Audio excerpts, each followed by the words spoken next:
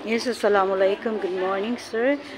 Kaharap po natin ngayon ang Municipal Social Welfare Officer to 3rd South UP Maguindanao. Huwag lang iba kundi si Sir Alinor M. Pindinatar, RSW NMPA. Unang katanungan po natin, sir, kamusta po yung flow ng ating 45th National Disability Prevention Rehabilitation Week ngayong umaga? Actually, nakita naman natin naging successful ang takbo ng ating program. As a matter of fact, ito ay long overdue plan na namin ng LGU. Collaboration ito siya since kami ay line agency. So, in coordination with the local government unit, we tied up to have the celebration, of course.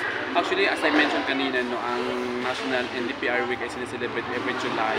But because of some events na talagang so may mga naunang iba na hindi pwedeng ipagpaliban, so that is why na-delay. But then, yung sabi nga ng aming mayor, kahit medyo nakuliman tayo, but then we have to push this activity. So, pinagplanuhan namin and ito nga, na-materialize siya.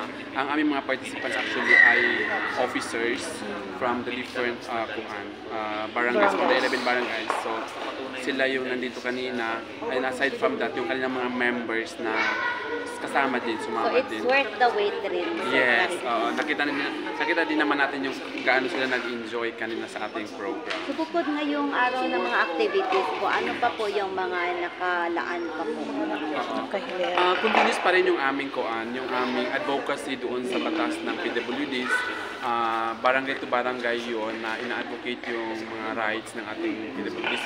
Integrated siya sa aming mga sessions. So marami kayong mga kinakandak na sessions, so integrated doon yung prevention. Actually doon tayo sa prevention ng ating disability.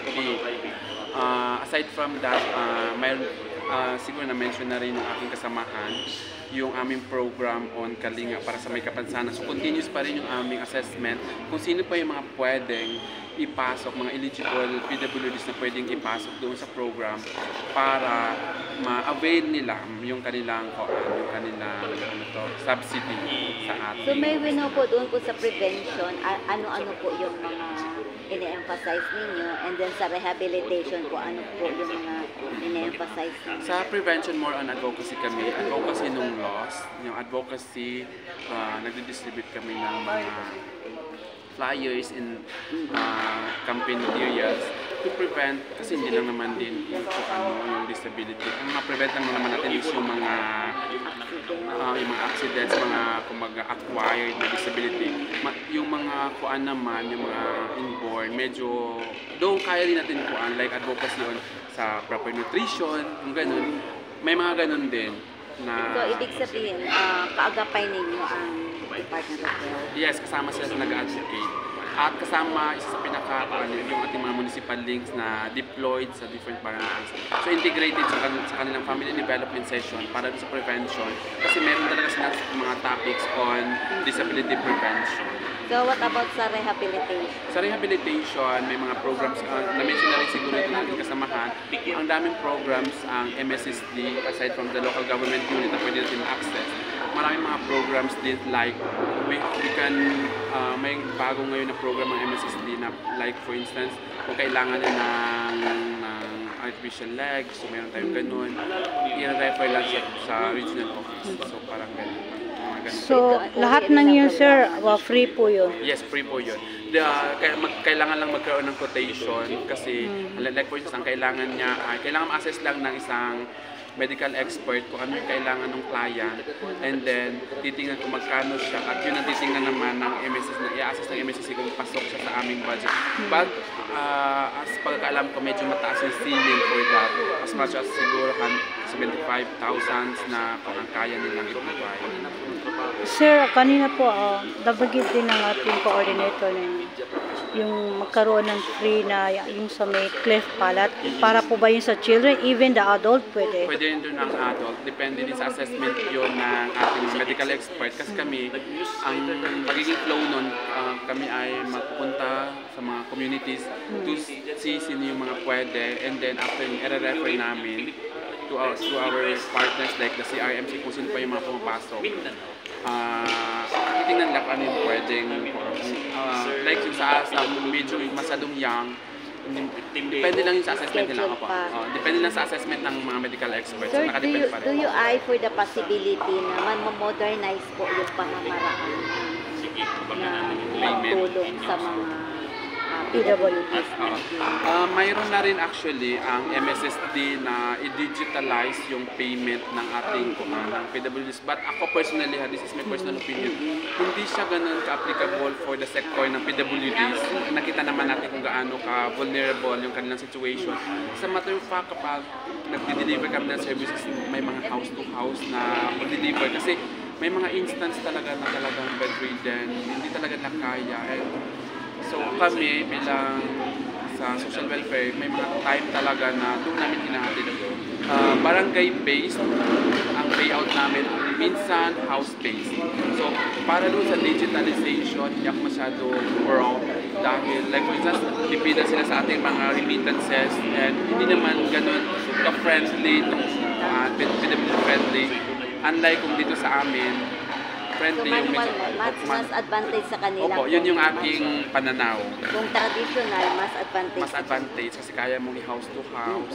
Whereas kung dyan, hindi naman sila mag-house to house. Balik kayo na lang yung maghahatid. How about yung magkano po yung natatanggap nila annually or quarterly? Sa ating program Kalinga para sa may kapansanan, meron na 500 ang subsidy from MSSD yun na program. Minsan lang na quarter ang pagbabayad dahil sa processing ng ating ng payment. We heard, sir, that is a local initiative or advocacy ng ating government. That's not part of that. So sa national po, walang ganun? Wala. It's a Bangsamoro Initiative program. Isa sa flagship program na yung Kalinga para sa may kapansanan. So, I think on the farm na may ganung program. Pero I've heard na may some LGUs, pero hindi lang sa national, pero some LGUs in other part of the Philippines, mayroong subsidy for PWD, pero hindi lang sa national. Bilang officer po ng MSSD, ano po yung pinakamalaking challenge po sa inyo na matulungan itong lahat ng nangangailangan? Ako bilang isang field officer, isa sa challenge ko is yung pagiging strategic location ng area. May mga hindi pa rin nare-reach na mga PWDs dahil nga sa kalayuan. Kumaga siyempre na mag-isa lang din kami, kunti ang manpower. Opo. Though mayroon kayong mga naka-assign na mga para-social workers per barangay. Pero may mga areas pa rin talaga na hindi naaabot. So, yun yung isang mga nakikita kong challenge dito sa aming lugar. Okay, sir, imparting words po para sa ating mga kababayan dito sa Maguindanao. Para sa lahat ng mga South-Upians, no, na